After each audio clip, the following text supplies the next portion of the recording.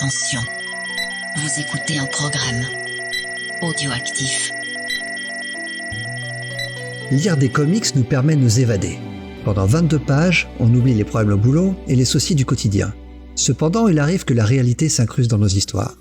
Ainsi, en lisant des comics, on peut suivre des politiciens véreux, des villes en ruine, mais également des histoires autour de la seule chose qui peut arriver à n'importe qui, à tout moment, peu importe son statut social, la maladie. De Jane Foster combattant un cancer dans les pages de Thor, en passant par Jessica Jones qui souffre de syndrome post-traumatique, Speedy et son addiction à l'héroïne, ou Tante May qui lutte contre un sévère problème cardiaque depuis 1962, les exemples de personnages de comics faisant face à la maladie sont légion, et nul doute que dans les prochains mois, de nombreux auteurs voudront traiter de la réalité du Covid-19. Bonjour et bienvenue dans One Shot First, le podcast qui tire ses recommandations de comics en premier.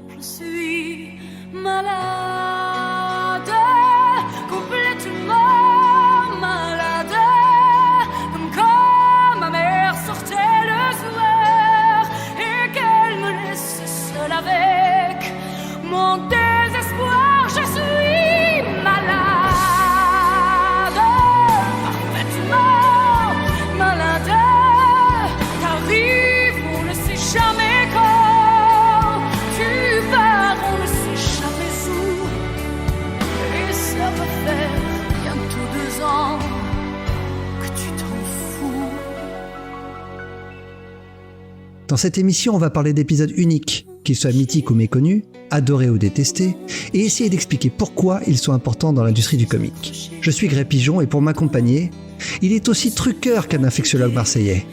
Il s'habille aussi mal que Patrick Pelou.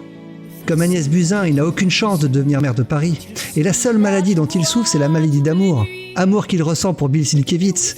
Il s'agit de Spades. Bonjour. Comment vas-tu, Spades? Pas malade, j'espère. Bah non, j'ai pris ma chloroquine, mon patch à la nicotine, tout va très bien.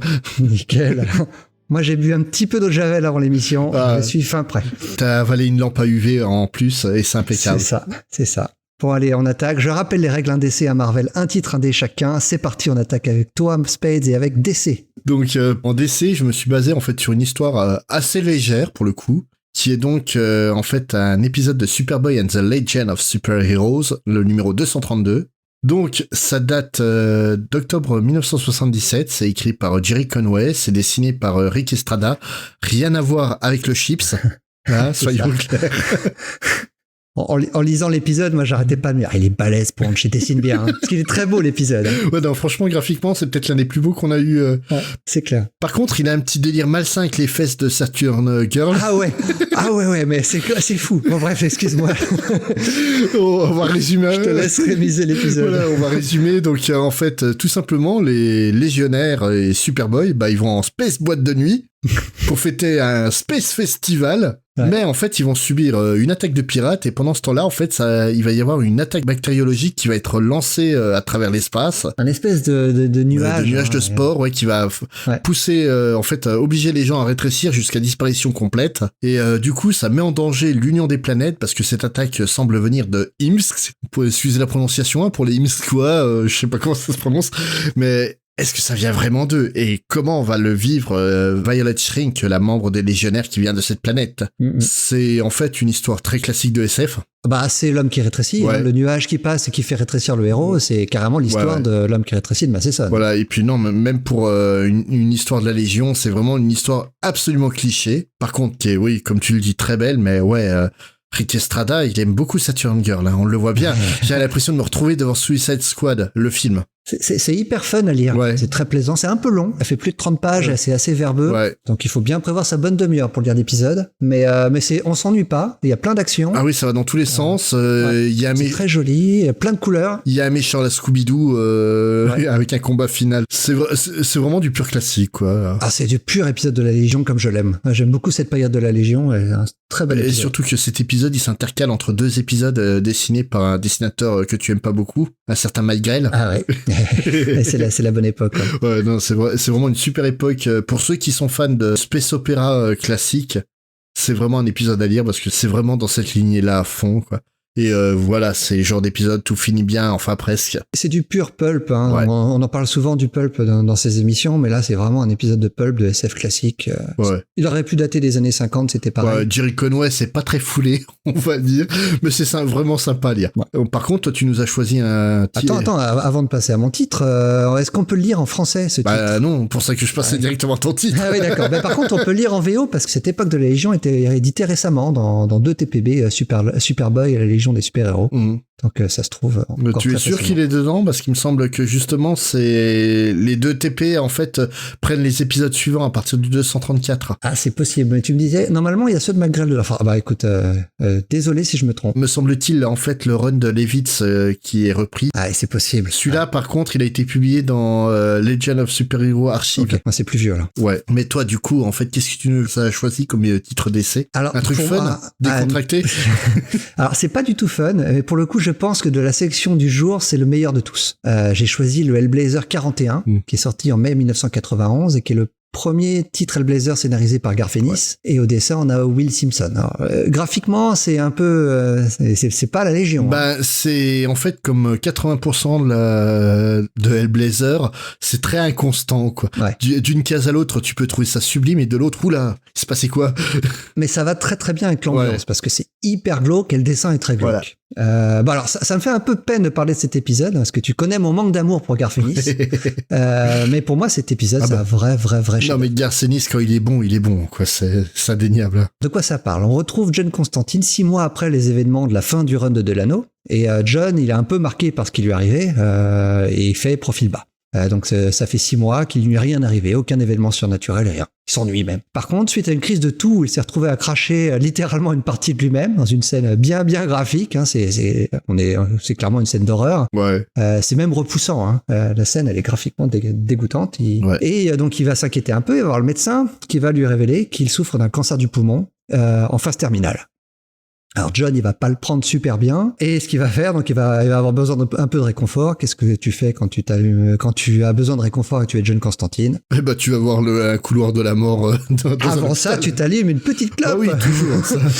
C'est déjà étrange qu'il en ait pas une en permanence au coin du bec. C'est ça. Et donc tu as raison, il va aller dans un hôpital, dans un service d'oncologie. Et bizarrement... Ouais, c'est plus un mouroir qu'un service d'oncologie. Hein. Malheureusement, c'est là, ceux qui sont là, en fait, reviendront que dans un cercueil, malheureusement. Ouais. Et l'endroit va pas lui donner de l'espoir. Hein. Et quand il voit ça, en fait, il va se dire qu'il est hors de question pour lui de devenir comme ça. Il veut pas mourir à petit feu. Jeu de mots avec les cigarettes. Voilà. Ouais. Donc l'épisode se termine avec la promesse que John se fait à lui-même qu'il tentera absolument tout pour tromper la mort, mais il sent intérieurement qu'il va échouer. Il sait qu'il va mourir. Alors c'est un numéro très très mature.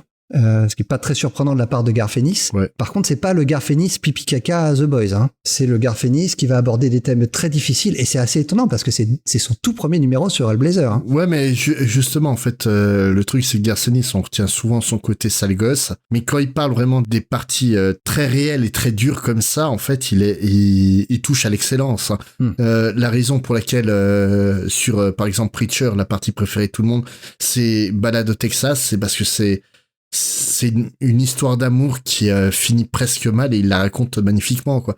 Et là c'est un peu le cas, c'est un personnage qui est au bout du rouleau et qui voit en fait que même il a touché le fond, il est en train de creuser quoi. Ouais, clairement. Alors on est encore chez DC, hein, c'est avant Vertigo et on voit des images graphiquement assez terribles. Il vomit ses tripes littéralement.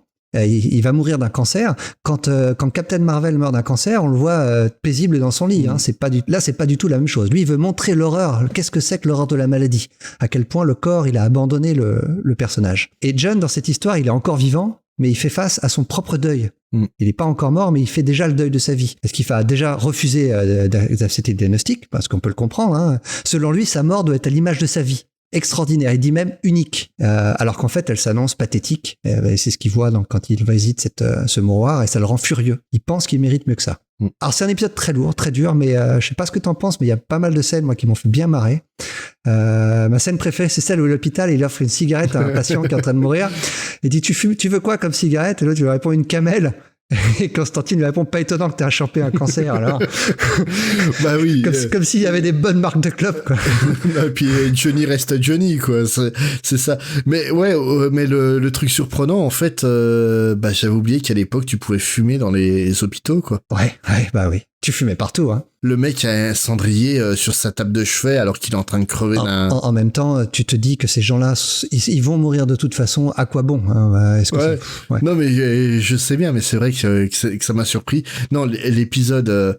ça fait partie des épisodes pour lesquels j'ai aimé Hellblazer. Ouais. Ah c'est j'ai lu presque tout Hellblazer. C'est le premier épisode que j'ai aimé parce que tout le run précédent de Delano, j'ai pas aimé du tout. C'est très particulier, ouais, le run de Delano, mais alors cet épisode qui est très ancré dans le réel et ouais, c'est un épisode hyper marquant. Le seul côté un peu fantastique, c'est le côté quand il vomit justement, où il explique qu'il vomit une partie de lui-même. Il vomit pas du sang, il vomit pas de la bile ou quoi que ce soit. Il vomit une partie de ses tripes. Ça fait un peu bizarre cette scène, hein. Ouais, c'est étrange. Ouais. J'aime beaucoup la scène finale aussi où il est dans le bar et il se fait engueuler par le barman parce qu'il a commandé quinté depuis 2 heures, il a même pas bu, et John qui lui répond. Bah ouais, il est froid.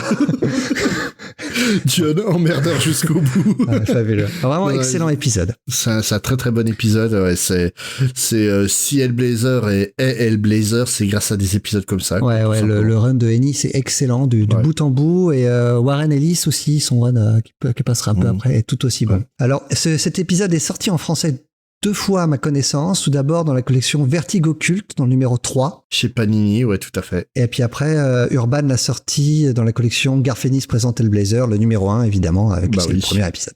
C'est un achat conseillé. Puis de toute façon, je crois que c'est tout disponible aussi en VO. Ouais, en VO.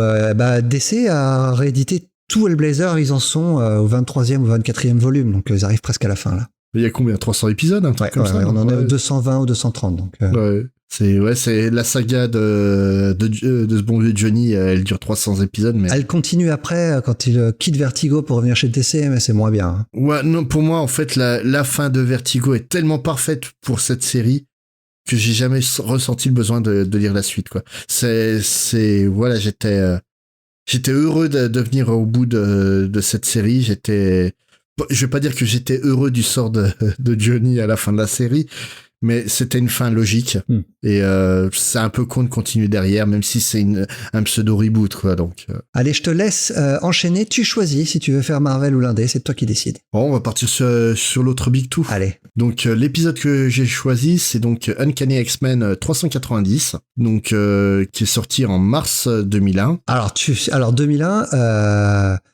Pourtant, il pue les années 90, cet épisode. Hein. Disons qu'au dessin, c'est Salvador Larroca. Ouais. Et c'est pas du bon Salvador Larroca. Même quand il est bon, je suis pas très fan du monsieur, mais là, c'est très, très... Je suis pas hyper fan, mais alors en plus, ce qui rend pas justice à son dessin, je trouve, c'est la colo, qui est vraiment criarde. Possible, c'est dur. Hein. Surtout pour un épisode comme ça, quoi. Ouais. C'est en fait, tu vois, tu sais que je suis pas très fan d'artistes, on va dire, classiques, tu sais, qui ont un trait ultra classique comme Guillaume Marsh, par exemple. Ouais. Et je trouve que ça aurait mieux convenu. Il y aurait eu un style beaucoup plus clair et une colo qui serait plus sombre et qui irait mieux avec la... Après, le dessin un peu moyen est à l'image du scénario, selon moi, mais je vais revenir. Je te laisse dire ce que t'en penses, mais j'ai plein de réserves sur cet épisode.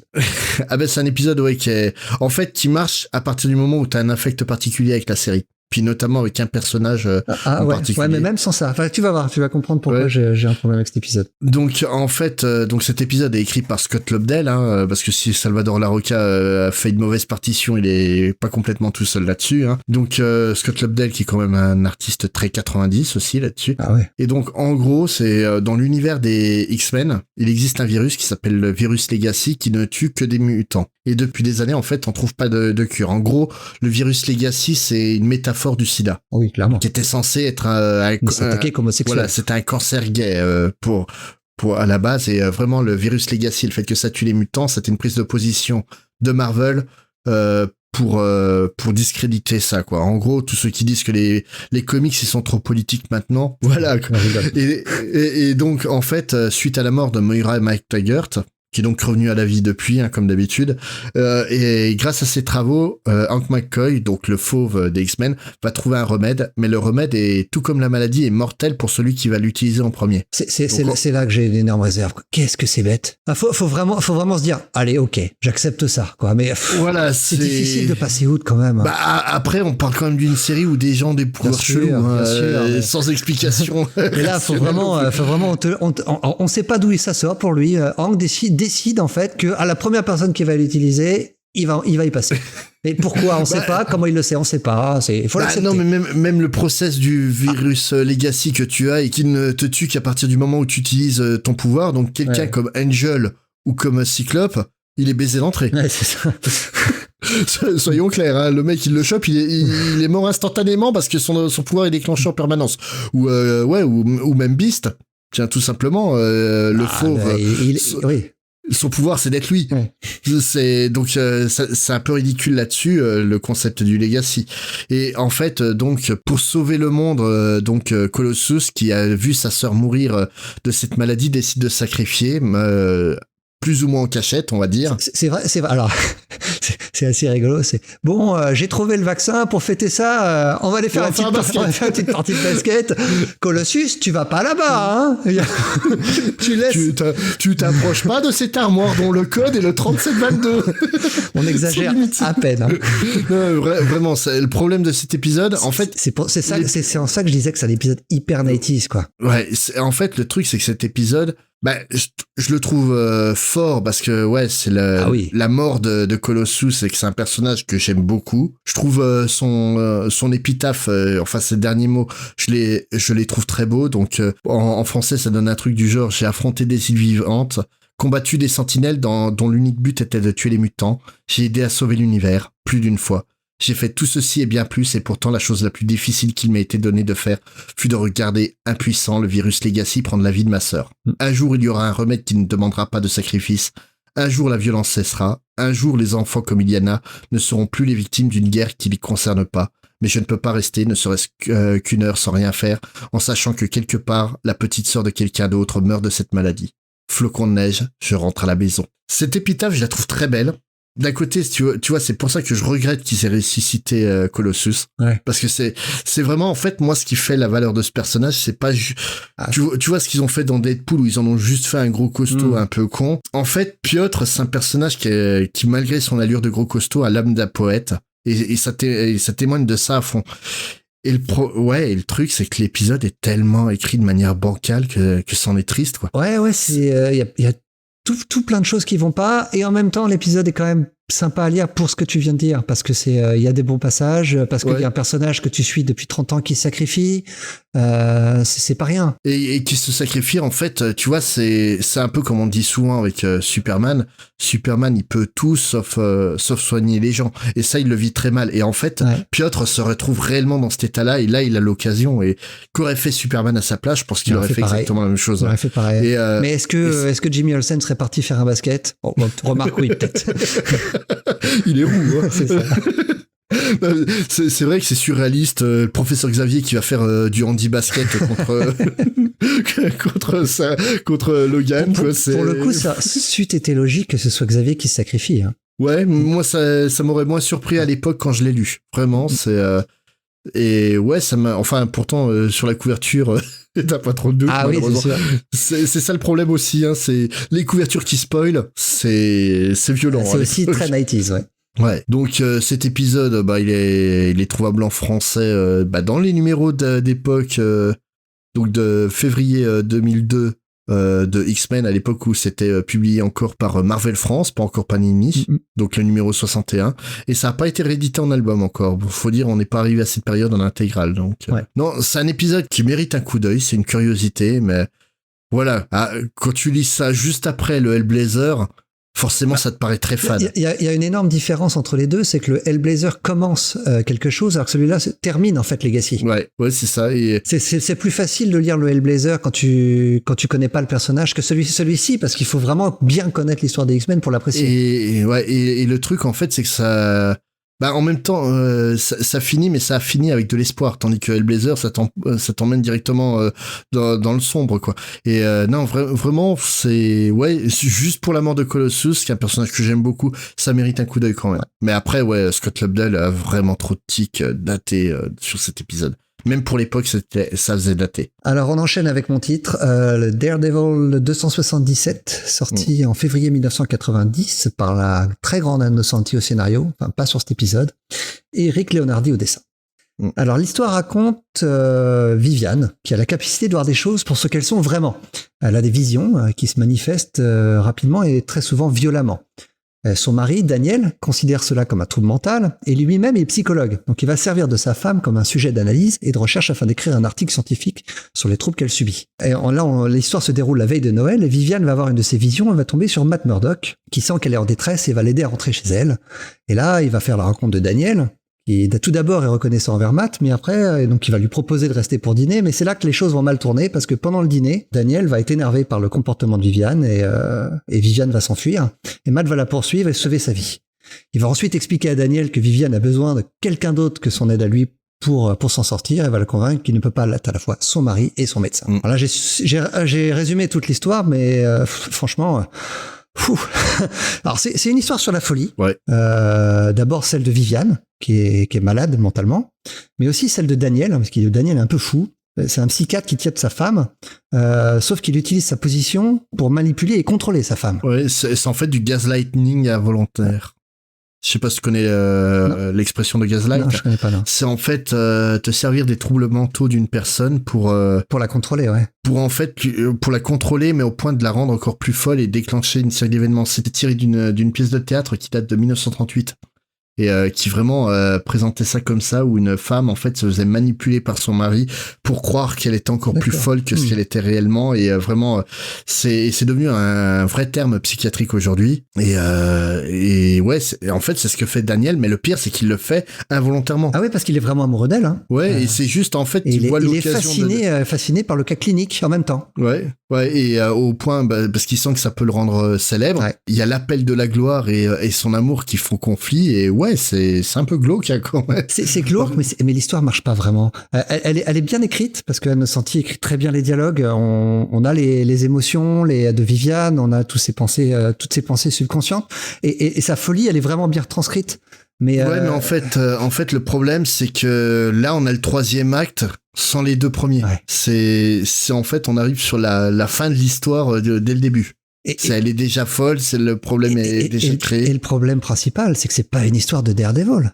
Matt Murdock, il a rien à faire là. Enfin, cette histoire, elle aurait pu sortir dans un EC Comics dans les années 50. Ouais. Sans le troisième personnage, ça marchait tout aussi bien. Oui, mais je crois que c'était l'intention, hein, juste de faire une histoire qui était hors du cadre de Daredevil. Ah, c'est un vrai one shot pour le coup. Hein, ouais. Oui, non, graphiquement c'est sympa. Rick Leonardi fait une bonne composition, mais ouais, voilà, le truc, c'est là encore, c'est pas super bien écrit, mais c'est toujours mieux écrit que le X-Men. Alors ça fait partie de ces rares épisodes de Daredevil de l'époque qui n'est pas sorti en français. Si tu regardes, si. Alors moi j'ai trouvé le listing, ils étaient tous listés sauf celui-là qui était sauté. Bah si, parce qu'en fait Panini a sorti les Daredevil par Ann Nocenti dans la collection Icône. Et ça fait partie du tome 2. D'accord. Ah bah écoute, sur Comics VF, il est pas. Ouais, mais je l'ai retrouvé dans mon tome. Parfait. Ton tome est mieux que Comics VF. En VO, en tout cas, vous pouvez le trouver facilement dans l'Epic Collection numéro 14, qui s'appelle Heart of Darkness, qui conclut en fait le run de Ann Nocenti sur Daredevil. Excellent run. Ouais, oui, non, c'est un très grand run qu'on a attendu très longtemps en France, malheureusement. Et comme tu disais, en fait, le truc marrant par rapport... En fait, ce run d'Ann Nocenti avant, dans les années 90, avait été publié dans la collection version intégrale. C'était le bimensuel où on avait 2 épisodes de Daredevil. Ouais.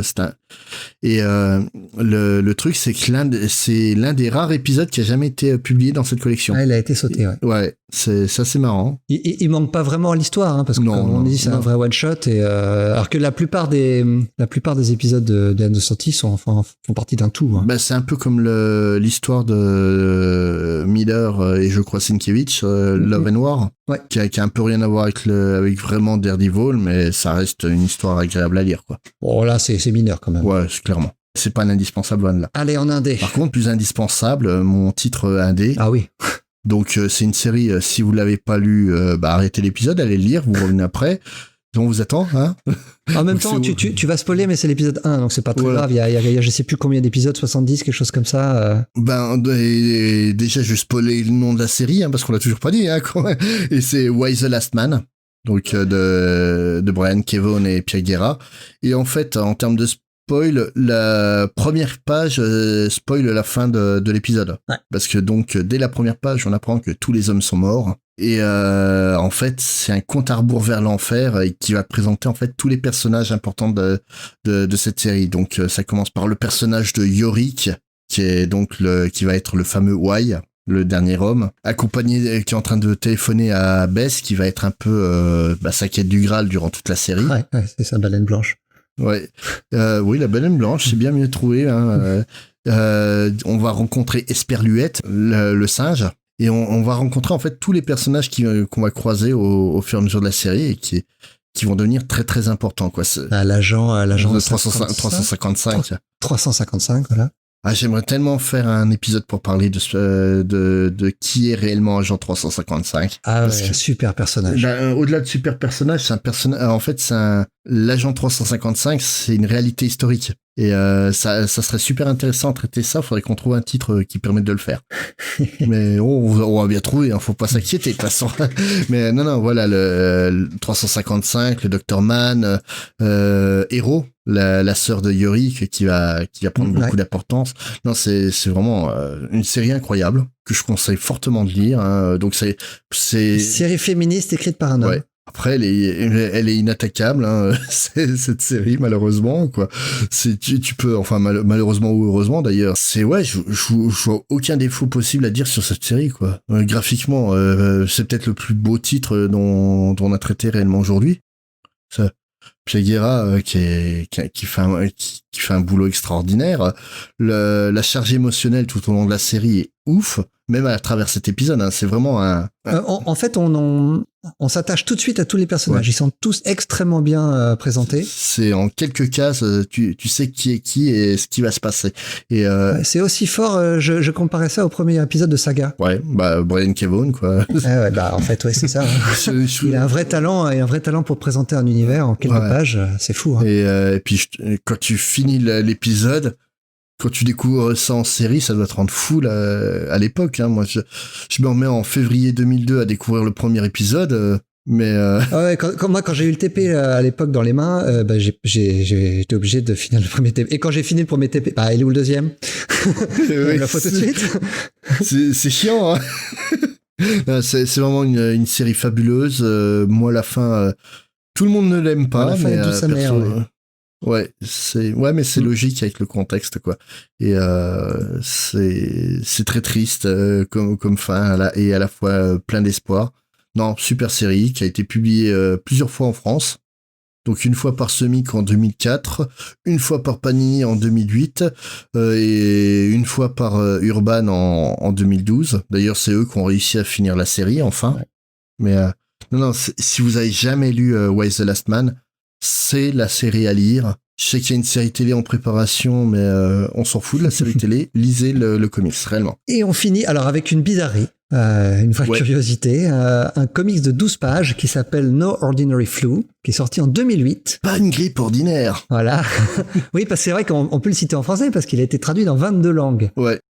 J'ai expliqué un peu pourquoi. Donc c'est écrit par Meredith Lee Vollmer.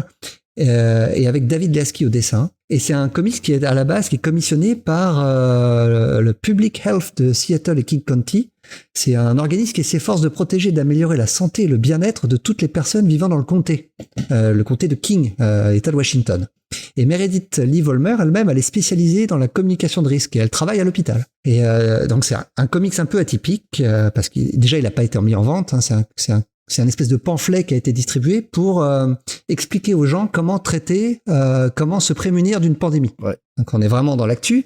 Alors, à la base, ça commence sur l'histoire d'un petit garçon qui apprend l'existence de son arrière-grand-oncle qui est décédé en 1918, alors qu'il revenait du front de la Première Guerre mondiale, et il est décédé d'une pandémie, à l'époque, assez sévi, qui était la fameuse grippe espagnole. L'influenza, ouais. Et le garçon apprend qu'à l'époque, les églises et les cinémas ont été fermés, les entreprises ont dû s'arrêter, exactement tout ce qu'on vit aujourd'hui. C'est ça qui est fou, hein. C'est vraiment, t'as un parallèle avec notre vie actuelle qui est incroyable, quoi. Alors il apprend également comment la grippe a touché personnellement sa famille lorsque son arrière-grand-oncle est tombé malade, et en fait lui, quand il a commencé à avoir les symptômes, il en est décédé dès le lendemain. La grosse différence entre le Covid et cette grippe à l'époque, c'est qu'elle s'attaquait principalement aux jeunes, alors que dans notre cas, nous, c'est plutôt les personnes âgées. Alors la seconde partie du comics, c'est presque un tutoriel du comment se comporter en temps de pandémie. Donc on a des recommandations, c'est vraiment très rigolo entre guillemets de lire ça aujourd'hui, ouais. Parce qu'on a des recommandations sur l'hygiène, notamment celle des mains, quel genre de produit il convient de stocker chez soi, le fait qu'on va devoir travailler à domicile, la planification de garde d'enfants, et aussi comment on va devoir aider ses voisins, notamment les personnes les plus fragiles. Alors pour parler de ce comic, j'ai retrouvé une interview de Meredith Lil-Volmer, une interview récente qu'elle a donnée dans le contexte du Covid-19, et elle revient sur le pourquoi du comment de ce comics. Alors elle dit, lorsque j'ai écrit la bande dessinée Nord ordinaire et flou en 2008, nous anticipions une pandémie mondiale de grippe aviaire, semblable à ce qui s'est produit en 1918. J'ai créé le comics avec l'artiste David Lasky pour aider les gens à se visualiser à quoi pourrait ressembler une pandémie et à quoi elle serait perturbatrice pour la vie quotidienne. 10 ans plus tard, pour le centenaire de la grande pandémie de grippe, David et moi avons collaboré à un autre comics, Pandemic in Seattle, sur ce qui s'est produit spécifiquement dans notre région. Alors on peut trouver aussi ce comics gratuitement sur Internet. Et dans ce deuxième comics, ils reviennent encore plus sur effectivement quoi faire, et en fait ils décrivent exactement ce qu'on vit aujourd'hui. Et elle dit 2 ans après la publication de ce comics et 12 ans après Nord ordinaire et flou, nous sommes dans une pandémie mondiale. Même si nous avons beaucoup réfléchi pour illustrer ce comics, il est surréaliste de voir que la réalité a dépassé la fiction. Compte tenu des circonstances, je ne retire aucune satisfaction d'avoir été aussi précise. Ah bah oui, non, c'est un peu comme le voyant qui voit le décès d'une personne, quoi. Ça doit être terrifiant pour elle d'avoir autant raison, quoi. Et elle explique dans ce comics qui est sorti il y a 2 ans, que à l'époque à Seattle, ils avaient pris énormément de mesures de confinement qui n'ont pas été prises dans d'autres États qui ont subi beaucoup plus de morts que ce que Seattle a subi. Seattle a été assez bien protégé finalement grâce au confinement. De toute manière, l'éducation c'est l'arme première en cas de médecine. Et justement là, ce comics, c'est pas un comics commercial, ça but réellement éducatif. Et ouais, c'est dingue en fait de se dire qu'il y a 12 ans en arrière, il y a une personne qui a déjà prévu l'exacte réalité de ce qu'on est en train de vivre. Ouais. C'est étonnant parce que même quand on a vu la pandémie arriver en Chine et on les a vus se confiner, on était surpris en fait de voir ça à l'époque. Et alors qu'elle, elle en parlait il y a déjà plus de 10 ans. Ouais, non, et encore plus étonnant, c'est que des gens l'ont vécu en 1918. Non, mais c'est ça. On l'a oublié, hein. C'est ça, on fait un retour vers le passé et j'ai l'impression qu'en fait les plus attardés du lot, c'est un peu les gouvernements, quoi, au final. Et tous, hein, il y a pas un gouvernement pour sauver les autres, quoi, là. C'est un truc de dingue. Ouais. Alors ce comics est disponible gratuitement sur le site de cet organisme. On vous met un lien sur notre site et on mettra aussi le lien sur le compte Twitter et Facebook, donc vous pourrez l'accéder facilement. Et il est disponible dans 22 langues, donc quelle que soit la langue que vous parlez, vous pouvez le lire, même en français. Oui, de toute façon, on va vous l'intégrer au billet, hein, comme d'habitude. Hein. Faut pas s'inquiéter avec ça. Alors, on est malade, on est fatigué, donc on va se quitter en musique. Ouais, une chanson qui parle de survie. Je te hais. Je n'y suis pour rien. Je suis tellement fier. Tu sais que quand tu me l'as envoyé, je la connaissais la chanson, je l'avais oubliée, je l'avais sortie de ma mémoire. On a tous essayé de la sortir de notre mémoire. Et quand je l'ai entendue, je l'ai eu dans la tête, mais toute la journée. Tu me l'as renvoyée aujourd'hui. J'ai pas cliqué, mais rien que le titre, elle est revenue dans ma tête. Je suis tellement fier de moi et de mon choix parce que je me suis dit c'est bien de mettre malgré les heures sombres qu'on traverse un petit peu d'espoir et de lumière au bout du tunnel. Donc on peut penser à la chanson The Show Must Go On de Queen. Malheureusement, il y a quelqu'un qui a déjà pensé à The Show Must Go On de Queen et c'est une chanteuse française qui s'appelle Stéphane. Révélation de l'année, alors je sais plus quelle année. 96. Voilà. Et révélation à tel point qu'elle a rien fait d'autre. Voilà. Et justement, elle a raison. Et elle a fait donc cette chanson en live durant la cérémonie, chanson qu'elle a donc The Show Must Go On, qu'elle a rebaptisée Tu vis encore. Je pense plutôt qu'en fait là les mouvements qu'elle voit sur le cadavre de Freddie Mercury, c'est lui qui se retourne dans sa tombe, parce que sérieux. Je pense qu'elle a dû assister à des suicides carrément dans la salle, des gens qui ne pouvaient plus l'entendre. Bah, déjà le bon goût, c'est suicidé. Ah, c'est vrai, oui, clairement. Parce que, alors, le guitariste est magnifique. Hein, oui, c'est ça, on vous le conseille de l'écouter. Écoutez-la en entier à la fin de notre épisode. Peut-être y aura-t-il un bonus à la fin de cet épisode, on ne sait pas, on ne sait jamais. Donc écoutez la chanson jusqu'au bout. Et puis après, allez voir la vidéo. C'est tout aussi drôle. Ah oui, ah ouais, non, le niveau du guitariste est stratosphérique. Hein. Ouais. Non, bah, on vous quitte avec ça, hein, et puis survivez comme vous pouvez. Allez, ciao. Allez, salut.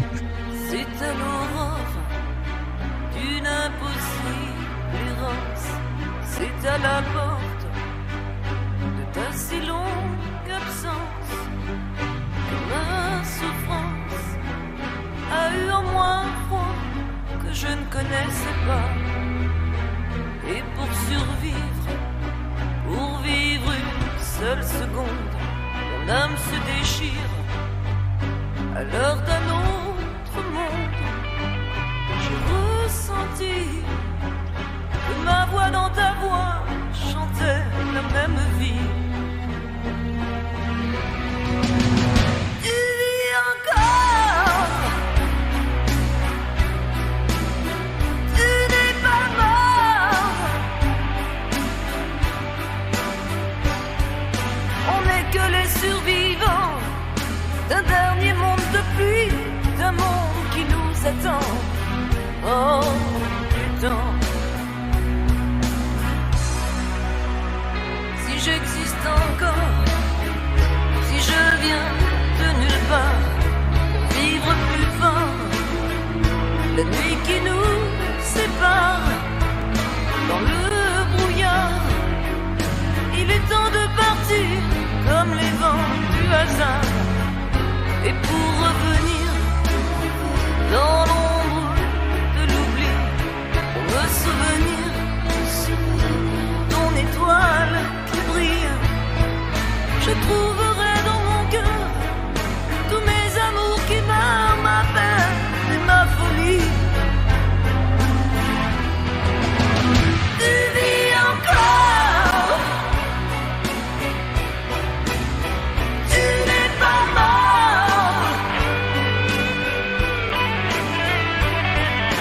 On n'est que les survivants d'un dernier monde de pluie, d'un monde qui nous attend.